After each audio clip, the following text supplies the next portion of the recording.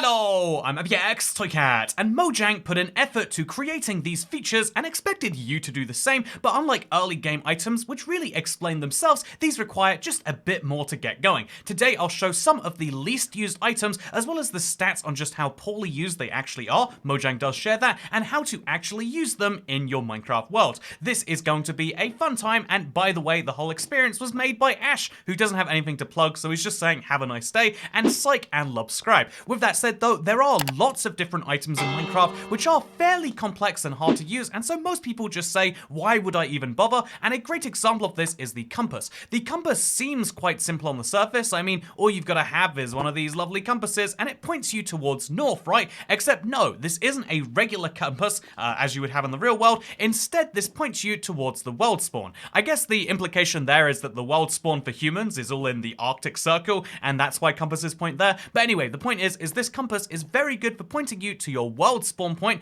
and that's why the recovery compass is useful, because it points you to your previous death point. So kind of opposites in that way, kind of the same. I think they look very fun and inverted. However, the most useful function for the compass is one that many people overlook, because why would you really even care about where spawn is? But one of the most useful functions, besides making marked maps, very handy by itself, is actually being able to tie it to a lodestone and fixing it to a brand new location altogether. Once you left trigger or right click a compass onto a lodestone, you will be able to forever link yourself to it, and that is amazingly useful. And by the way, this is one of the more used items on this list. Let me tell you, there are some really great uses for other things you might not have considered, like for example, the respawn anchor. The respawn anchor is a way to respawn inside of the Nether, which, you know, I think a lot of people look at and say, yeah, when you're doing a Nether only challenge, that's really useful, but otherwise, why am I obtaining so much crying obsidian? I ultimately don't care. However, consider the fact that it's not just a way to respawn in the Nether, it's also a way to cause absolute carnage over here in the real world. So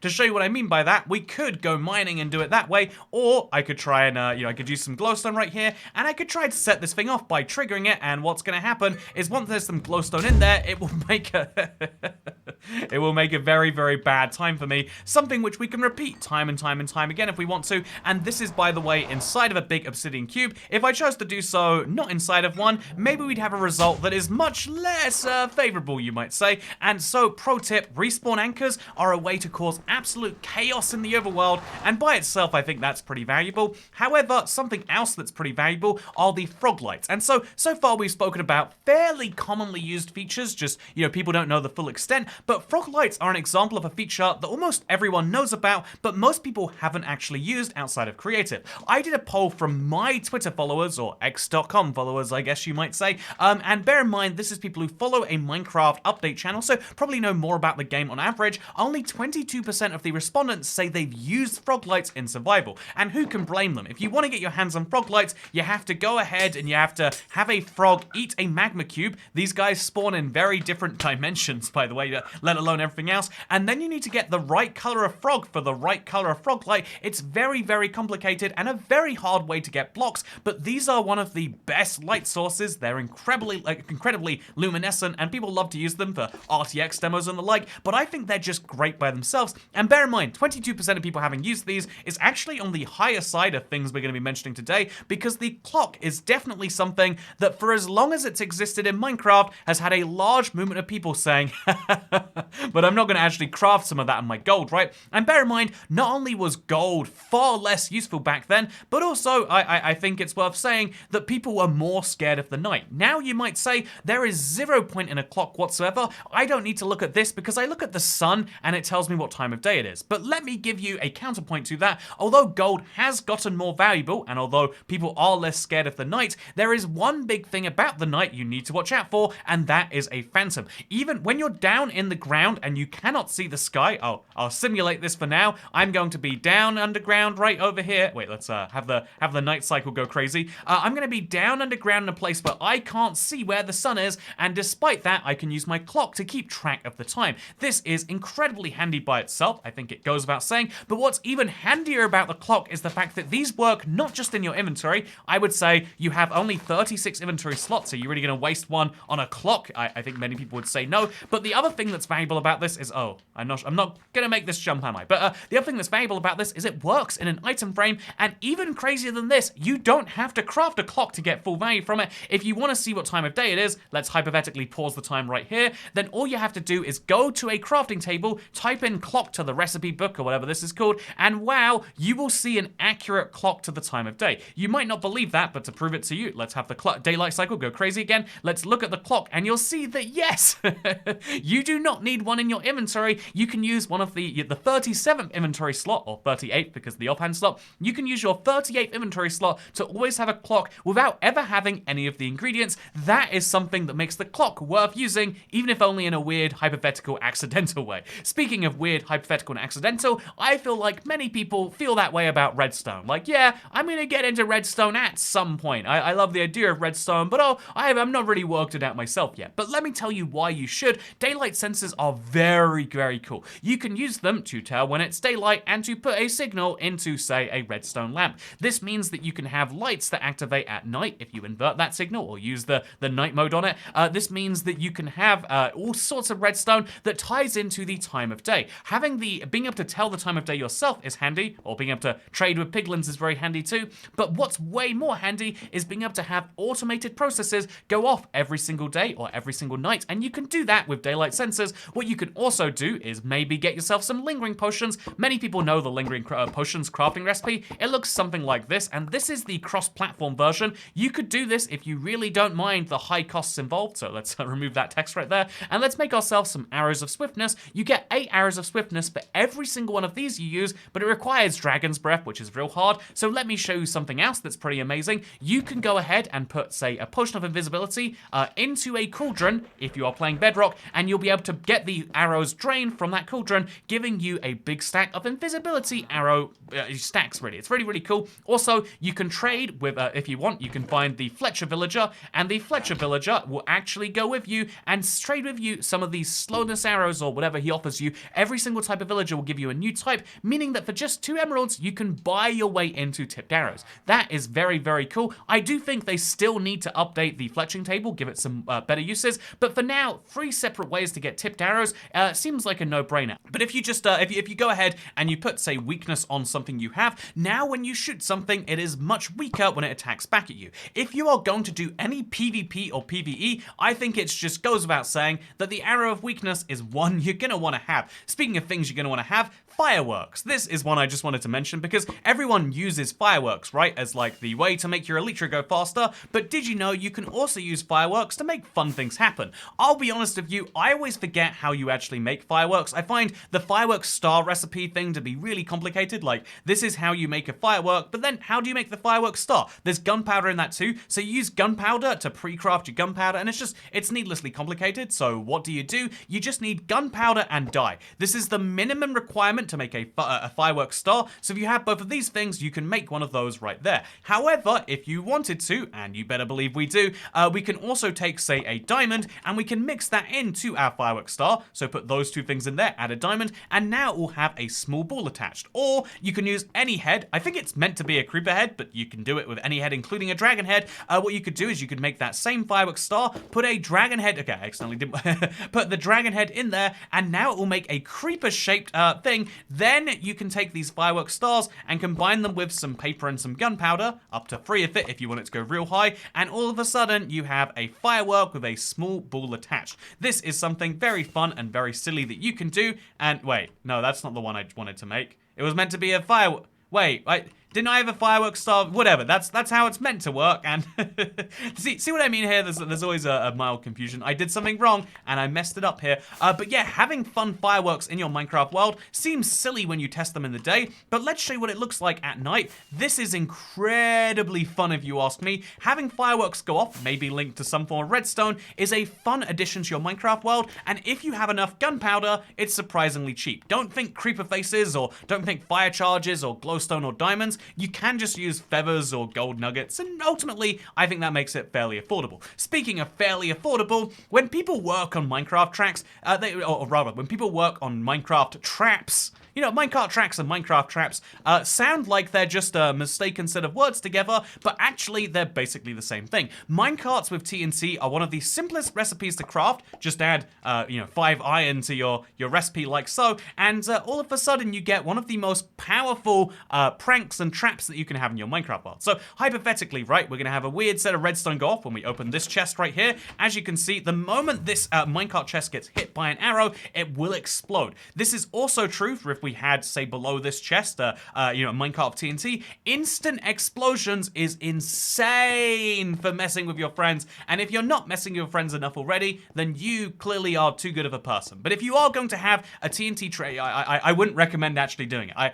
I feel like people are nice, I feel like people should be nice to each other, but if they're not going to be nice to each other, then you might as well do it effectively with the minecart TNT, and even if you're just playing around in creative and goofing, this is the tool you want to use. It's just more instantly reactive. Speaking of instantly reactive, did you know that in reaction to the brand new type of scute coming to the game, I now have to call this the turtle scute, but yeah, it can be crafted into a turtle shell. How do you get turtle scutes? Well, baby turtles, which by the way, this is Minecraft's most adorable mob. It doesn't fit in at all in my opinion, but look at this guy, it's just so adorable. But you take some of these guys, and when they grow up, they will become a adult turtle with a scute being dropped. 5 of those scutes equals a turtle shell, and 1 turtle shell can be used to craft yourself the potion of the turtle master. This is insane in terms of a recipe, in my opinion. You have to have 5 turtles grow up into adults, then you have to make a potion.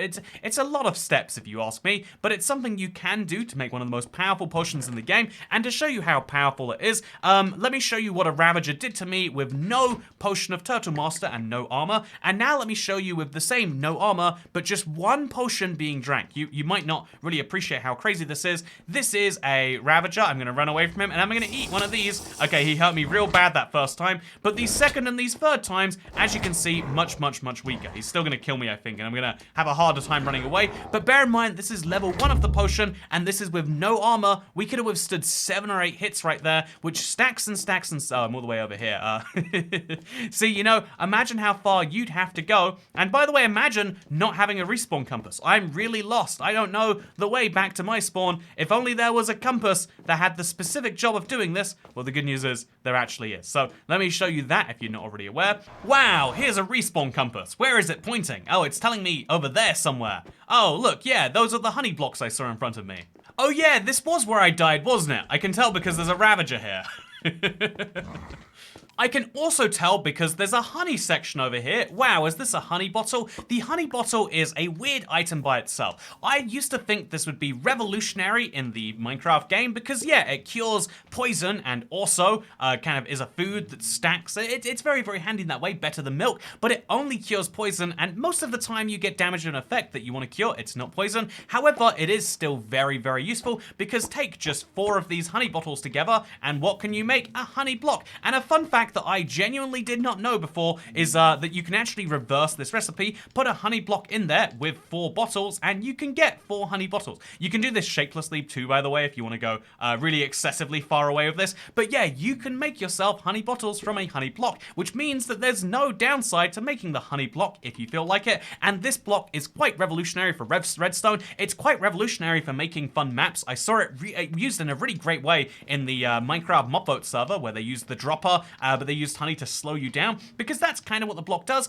But it's also really cool because it can be used as a partial block that stops you from jumping on the side of it. So right here, for example, as you can see, this is a block that I can stand on because the honey is just slightly less wide than you might expect. Is there a hole in the ground here? There sure is. Anyway, but you can... Oh no, I'm trapped. See that? See what I mean? When you're standing on top of a honey block, you cannot jump off it, and the only way to... Oh, okay. The only way down is to do what I just did right there. Honey is a really, really fun parkour trapping block, and yeah, if you haven't played around with it already, you probably should. It's a really, really, really silly block, and yeah, it can be used for so many weird parkour purposes. Look, I'm trapped on top of this block. I physically can't jump to other things, and so if you want to do dumb parkour, honey is the way to do it.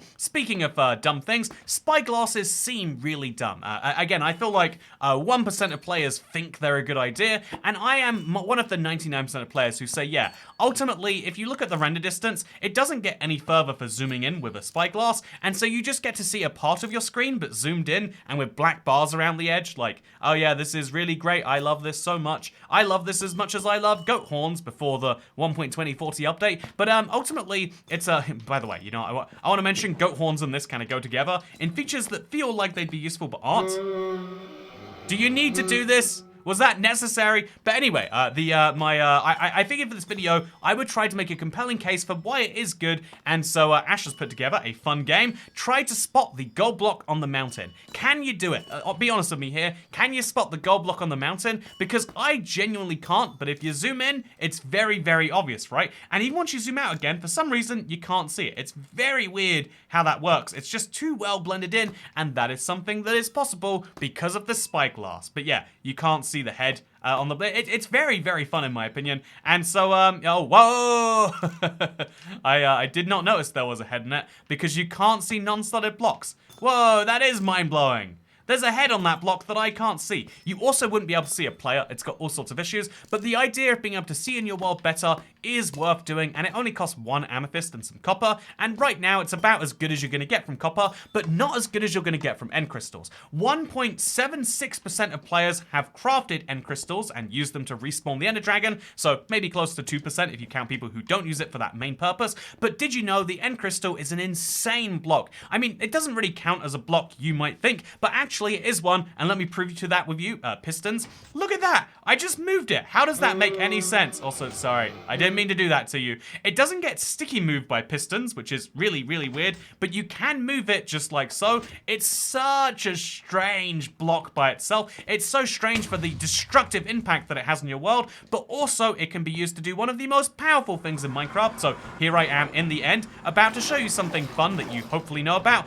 Did you know you can use end crystals together to respawn the ender dragon? So we're gonna do what we're gonna do what everyone loves to do, and even if you're playing creative, show you that these are actually quite useful because 4 end crystals will allow you to respawn the dragon, and only 1.7% of people have done that in survival. It's fun to fight the dragon in creative sometimes, let's be real, but the most surprising thing in terms of underused features that we have an achievement to back up here is the mule. Only 1.31% of players have ever made themselves a mule, which is crazy by the way. So this is what the mule spawn egg looks like, but most people will get one by breeding together a horse and a donkey. If you wanted to get a mule in your game, you would be amongst just over 1% of players who have ever done so, let alone do so regularly, and here are the benefits to the mule. I actually asked a few people, in my personal life, like, oh, have you ever made a mule in Minecraft? Everyone said no because, like, isn't it just a worse horse? No, actually, the mule is a better donkey. You might think to yourself, like, yeah, it's not as good as a horse because it doesn't run as far or jump as high, but it is actually, it works like a donkey in that it can hold chests, but then it has all the benefits of a horse in that it can run faster, and I think as a result of that, the mule is a much better donkey. If you are ever going to use a donkey in your world, breed him with a horse first, and although he's sterile as a result, having a mule is always better than having a donkey. Having a mule which has a really well-bred horse parent is always 100 times better than a donkey, and I think in the same way that, you know, some of the things in this video I've been playing a little bit of devil's advocate for, like, I think the spyglass is not so bad. That is genuinely my crazy take on this one. That's about as good as I can get you for that. I think the end crystal is revolutionizing your, oh, that was weird, huh? Well, I think the end crystal will revolutionize your end experience, and I do think that the mule will revolutionize your storage experience. If you think we need an inventory update too, and you're not willing to wait for one, have a mule, give him a chest, and then take him around your world, and you'll realize very quickly that actually we already kind of can have one. Anyway, my pathway out there has been blocked up by the ender dragon pillar respawning, because fun fact, that's a thing that happens. It doesn't just respawn the end crystals on the top, it respawns the towers too. But I hope you all enjoyed this video. Me here with my cherry cape, you here watching this video, and hopefully having learned about something new. Let me, also I think she just destroyed the ender dragon egg, so whoopsie. If you did enjoy this video, please do like it and let me know. Consider subscribing if you're new around here, and let me know what you think about these instructional, informational videos, because I'll see you in the next one. Goodbye. Wait. Goodbye. Too fun.